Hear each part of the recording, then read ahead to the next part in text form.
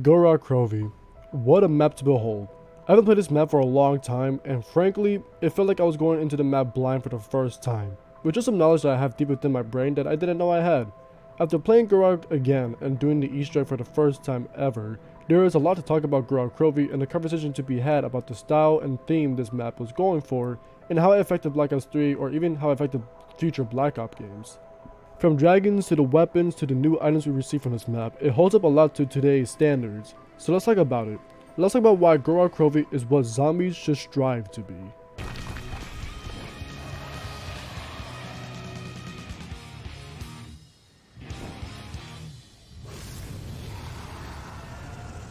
When spawning to the map, you can see in the graveyard that we'd get new sets of challenges, just like from Sensible Noshima. But we have new challenges that are optional, yet cool to get.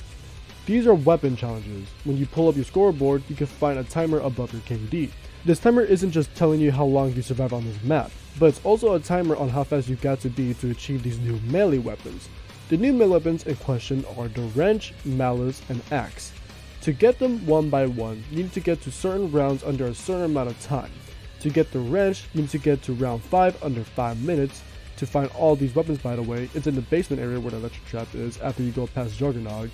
To get the mallet, get to round 10 under 10 minutes, and the axe is round 15 under 15 minutes. It's actually not that hard to get, and although these weapons aren't the greatest, it adds a lot of personality to the map. Can you pack a punch the melees? Unfortunately, no, but it is still nice to have. However, if you get a mallet, for example, it will replace the wrench, and you'll have to restart if you want the wrench. Same thing happens if you get the axe, as it replaces the mallet. Next up, we get a new shield, and this is probably my favorite one. The Dragon Shield, or as it's called, the Guard of Fafnir. It acts as a regular shield like before, but you're able to shoot green fireballs at zombies. You only have 3 in total, and it recharges itself 1 shot per round. You can also upgrade the shield as it becomes better than the former version, and this time the fireball turns red instead of green. Now let's talk about the new enemy types to get them out of the way, especially since one of them is my favorite, the Mangler. These robotic zombies will spawn on the map, and they are heavily armored.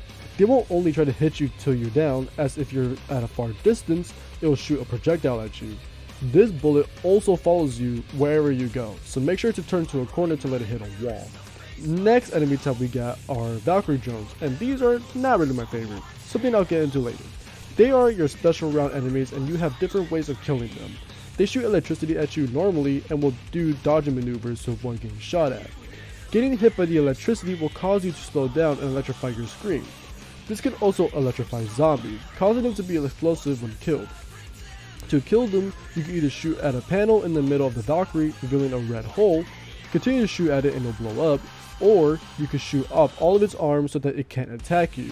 Doing this will cause them to attack you one last time in a form of a kamikaze attack. They'll hurt you, but it's easy to dodge as they fly in a straight line when they try to kamikaze you. When you get them again during a special round, they will then start to spawn in electrified zombies, and they won't stop spawning in until you kill all Valkyrie drones.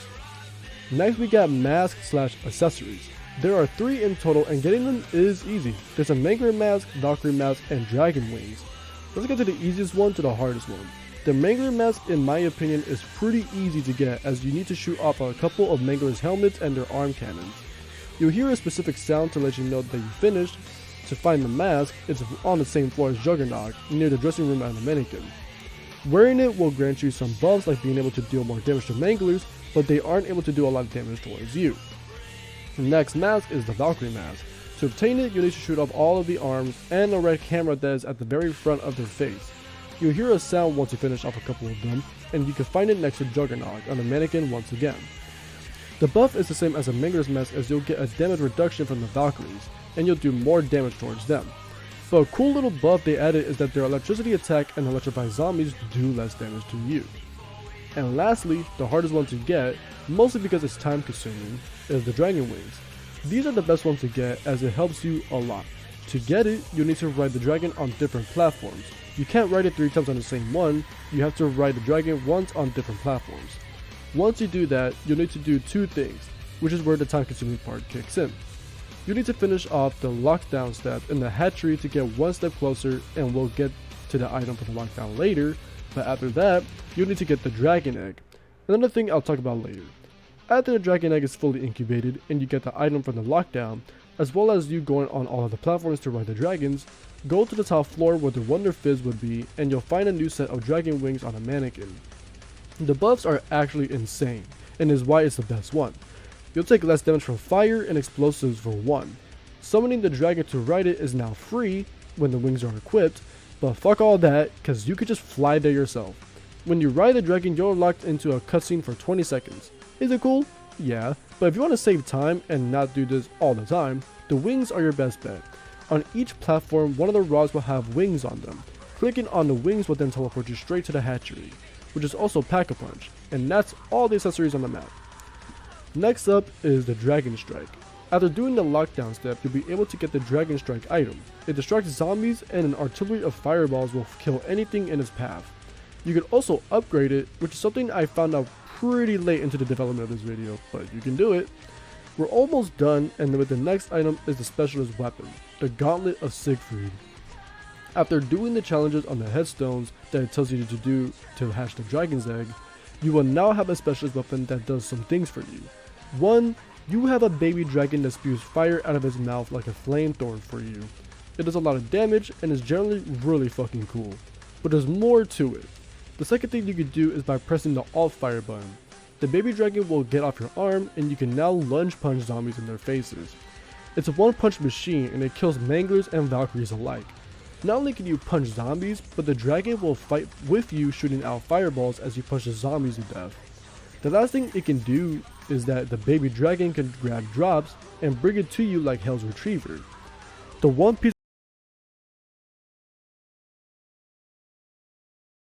of a puzzle that didn't need to be added, but I welcome it. The last thing to talk about is the wonder weapon, the GKZ-45 Mark III, a dual wield weapon that is very cool. Firstly, it's a ray gun, something I'll talk about later, and the ray gun is on your right hand. The GKZ-45 is on your left hand. The GKZ, I'll call for short, shoots a yellow portal that slows down zombies. Walking into it will allow you to run faster, but this doesn't kill zombies. If you shoot the yellow portal though, it'll turn into a hollow purple and evaporate zombies, valkyries, and sometimes manglers. The ray gun is really good against the manglers as it vaporizes them into oblivion. But that is all I have to talk about. Let's talk about Gorod Krovi.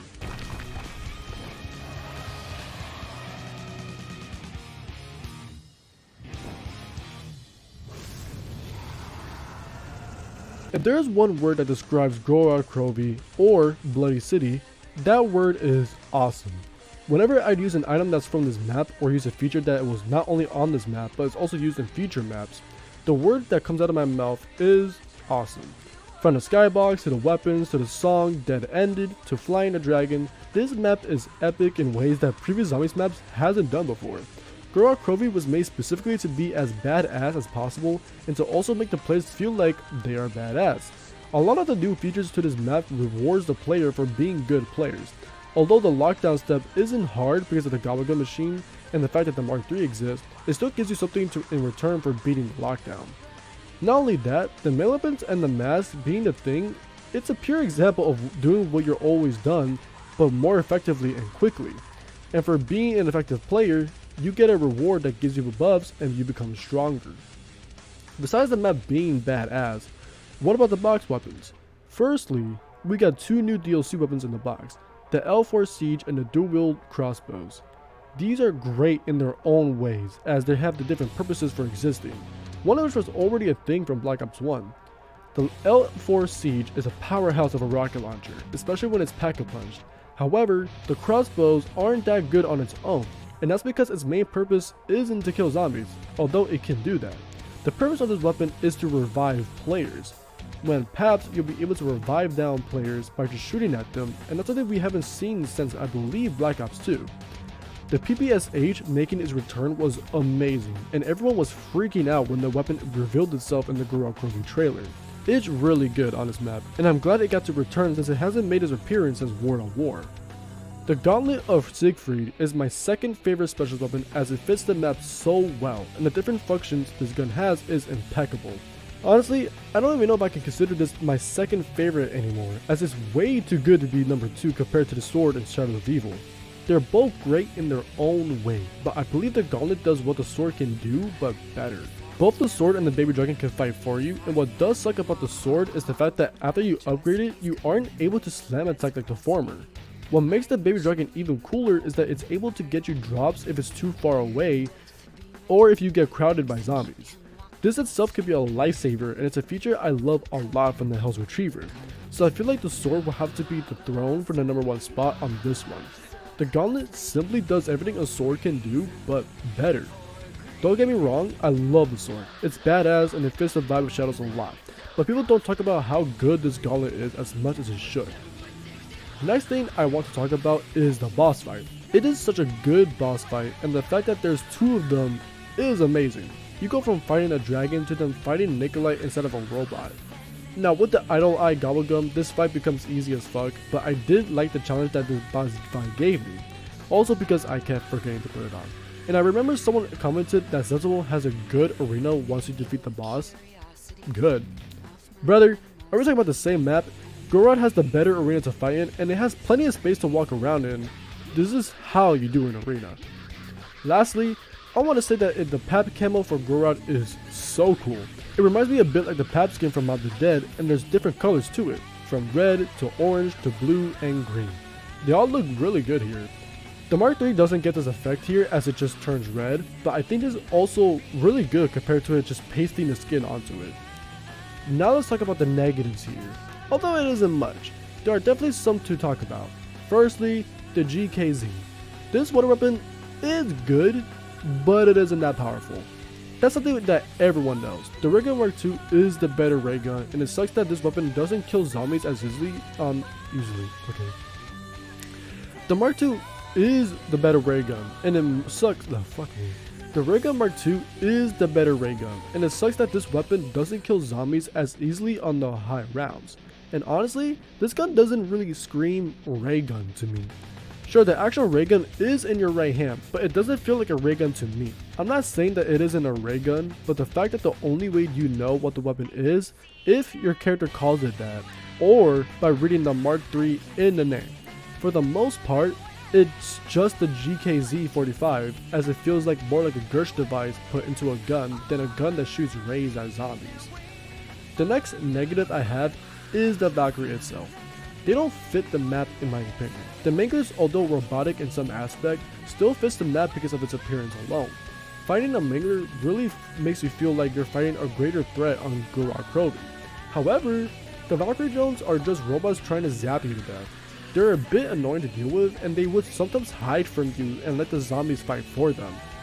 They feel more like a nuisance than they do a threat. I feel like their design and their purpose could have been better handled compared to what they are now. Last thing I want to talk about involving negatives is the Easter egg step after you get all the trophies in the module for Sophia. There are some good ones here, like the 935 trophy step, getting your dragon to grab a battery for you after doing the Groff module step, and shooting Gerch himself into Sophia. The bomb step is actually terrifying, as I remember doing this for the first time of a tutorial, and I fucked it up, blowing myself up. The worst part about it too, if any teammates were near you, they'd also get blown up. You are also on a timer of 2 minutes, which adds more pressure to the step. But after I did the step, it was a huge relief, and it felt great to do. But the problem starts with the Mangler and the Valkyrie step. I don't like escort missions, and these are the worst kind of it. The one that isn't as annoying is the Mangler escort step, as no zombies can attack it, and you just need to guide it at a spot and then you finish. The annoying part is that you have to be near it, and if you aren't close to it, it'll run away from you. But the worst of it is the Valkyrie step. After fighting it, you'll find out that this drone is on its last leg, and doing any form of damage to it will destroy the drone instantly. Not only that, but just like the Mangler step, you have to be right next to it in order for it to move. The GKZ is a bad weapon to use too, as the portal can kill the drone. You would then have to wait the next round to restart the step. In general, escort missions aren't my favorite thing to do as they're pretty annoying, but this Easter egg step takes the cake for being one of the worst steps in Black Ops 3. Overall though, I think this map is amazing. It holds a lot of potential of being a great and awesome map to play on. I loved every second of it, and there's a lot to talk about when it comes to the goods of Gorod Krovi over the bads that it holds. This is what every map should strive to be in zombies in my opinion, as it makes the players feel good when they achieve something. And its positives definitely outweighs the negatives here. There are so many things to like, and I don't think I've met anyone that didn't like Gorod Krovi. Before this video ends, let's get into the lightning round, so we can finally get to the finale, which is Revelations. Even though you aren't able to pap the melee weapons like the wrench or the axe, you are able to get them skins like the pap camo or dark matter for example. When you have any of the melee weapons, you can still use them like a knife by pressing the right joystick or V if you're on PC. But for whatever reason, the camo you have on your gun will also be on the melee weapon. This doesn't work for the regular knife you always spawn with, but only these 3 melees. I'm pretty sure this is a visual bug, as I've never seen been done on anything else on this map. At spawn, if you look at a sign right next to the headstones with the challenges, you can see a sign that references Victor Reznov's appearance. This is the only map where the original wonder weapon is able to be pack-a-punch and not upgraded through items you have to find, or through steps like the Horizon Tracker. In the cutscene involving Nikolai talking to his past self, when Ultimus Nikolai goes to shoot the Primus Nikolai, for a split second, a KN-44 appears instead of the MR6 that is actually used to shoot at Primus. There's a whole lore involving this gun in particular, and I don't know why this gun is so significant, but it's so weird once you see it. And lastly, this is the last special weapon to be new on Black Ops 3, as later on, the Ragnarok would be used yet again on Revelations. That is all I have for today. Thank you guys so much for watching today's video, and thank you to the guy that mentioned that I could do the Revelations Easter egg on solo. I just won't get the super Easter egg unfortunately. On one of my community posts, I talked about how there was something I wanted to do for my channel and how it will involve the content that I make. I said in my channel trailer that I'm a variety gamer and I don't only like playing zombies. There will be a game that I will be reviewing after Revelations, and this is zombie related, but it is in Call of Duty. That game is Telltale's The Walking Dead. Now, will I stop making COD content? No, I won't. Let me be clear on that. I won't stop reviewing COD zombies. There are some reasons as to why I'm doing this. One, I want to be able to review other games on my channel, and doing only COD zombies will get repetitive to me very fast. So to make sure that I don't get as burned out on doing content, I will be reviewing other games besides COD zombies. 2. Black Ops 4 is gonna be a lot. Not to just talk about, but to overall get through. I'm still not sure what to do 100% on if I want to do the Easter egg on the game, as it starts to get very complicated and convoluted. And lastly, 3, there will be a time in which I won't be able to review zombies anymore, because I might run out of maps to talk about. Black Ops 6 is coming out and I can't wait to finally get to it, but when that time comes, a review for the game will make its appearance. So being able to expand my bubble and talk about different games that I enjoy, or even games that I don't find enjoyable, I may be a zombie YouTuber now, but I never meant for this to be about specifically COD zombies. I'm grateful for your guys' support, and I do hope you guys understand where I'm coming from. Again, I won't stop making COD zombies content.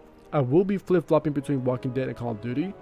I'm gonna be reviewing each episode of each season of The Walking Dead, and once I finish a season, I'll get back to doing Black Ops 4 and one of the maps, and then back and forward like that.